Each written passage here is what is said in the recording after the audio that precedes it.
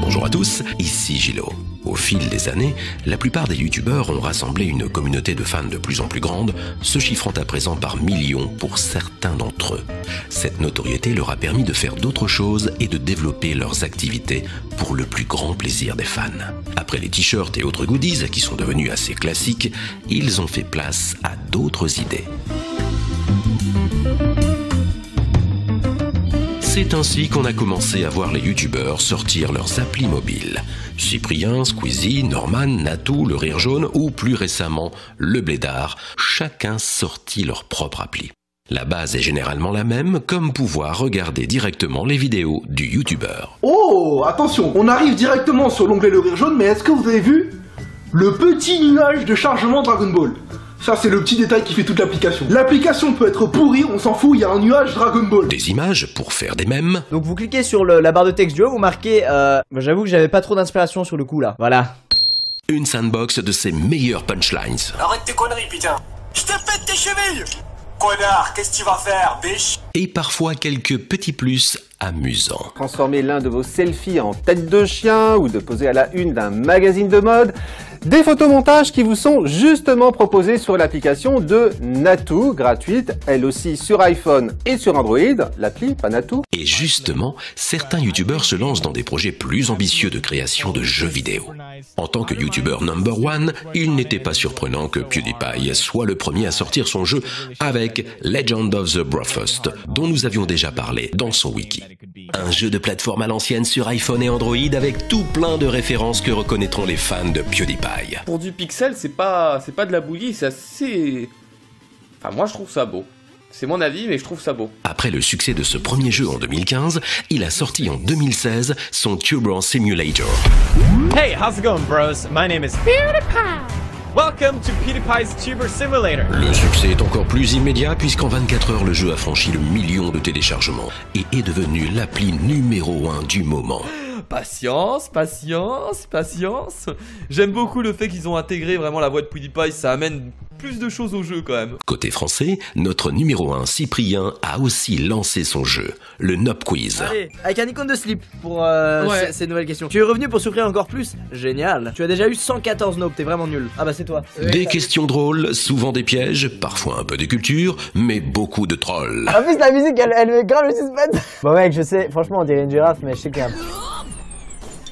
C'est quoi la douille? Me dis pas que t'as calé une chauve-souris là-dedans ou une menthe-religieuse ou un éléphant. Moi j'irais la menthe-religieuse ou l'éléphant, c'est ce qui me paraît le plus drôle. Bien sûr, ces youtubeurs n'ont pas fait tout ça seuls avec leurs petites mains, mais Poisson Fécond, quant à lui, a très largement dirigé le projet à tous les niveaux pour sortir son jeu Fuse 4, qui, contrairement au précédent, n'est pas sur mobile, mais sur ordi. Mais son développement a quand même été un petit parcours du combattant. Au départ, j'avais commencé à le créer à distance avec des freelances, mais comme c'était plus long que prévu et assez difficile de suivre la courbe de développement, j'avais décidé de tout reprendre à zéro. Avec une équipe cette fois-ci à temps plein dans mes bureaux. Après un développement difficile et de beaucoup de problèmes, c'est déjà pas mal pour un premier jeu. Il faut être indulgent avec les jeux parce que très souvent, voilà, c'est vrai qu'aujourd'hui on a tendance à vouloir tout comprendre tout de suite comment ça marche. Et au final, ça m'a un peu rappelé, voilà, les premiers jeux où t'étais en mode tu comprenais pas, tu galérais et voilà. Et puis au final, voilà, tu t'y adaptes, tu t'y fais petit à petit. C'est extrêmement sensible, faut bien garder ça en tête. Et puis après, voilà, ça va. Jusque là, on se débrouille. Mais Chris a déjà d'autres projets de jeux en route. Mais cette fois, pas question de vous dévoiler trop vite ce qu'on va faire. J'ai bien retenu la leçon, on va éviter d'avancer des projets qui ne sortent que dans 600 ans. Juste, je pense avoir de bonnes surprises à vous montrer dans les mois à venir. Zerator aussi s'est lancé dans la création de jeux vidéo en montant sa société de production de jeux vidéo début 2016, d'abord sous le nom de ZT Productions, puis... Je vais donc faire des jeux vidéo, donc produire ou éditer donc des jeux vidéo. Je vais créer un studio de jeux indé en fait. Et ça a déjà commencé. Un premier projet de jeu solo en 2D nommé Unpredictable est tombé à l'eau après 9 mois de travail. Pour faire place au projet actuel de jeu multijoueur, Dwarf. Dans Dwarf, vous incarnez un nain entièrement customisable qui affronte ses pairs de la mine à la taverne. Comme son nom l'indique, ce sera de la baston entre nains dans un free-to-play 3D. Pour le reste, patience. Début de développement du jeu, hein. Mais là, vous avez par exemple un artwork de taverne en 3D. Dr Nozman, de son côté, a aussi créé son jeu, mais pas de jeu vidéo pour lui.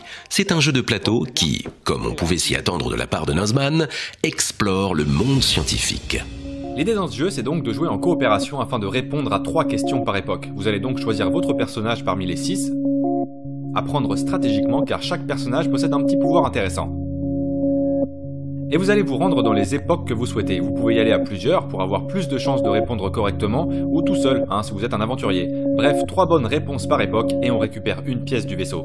À faire donc dans les 6 époques avant la fin des tours. D'autres chaînes se sont lancées dans un autre type de jeu bien connu, le jeu de cartes à collectionner.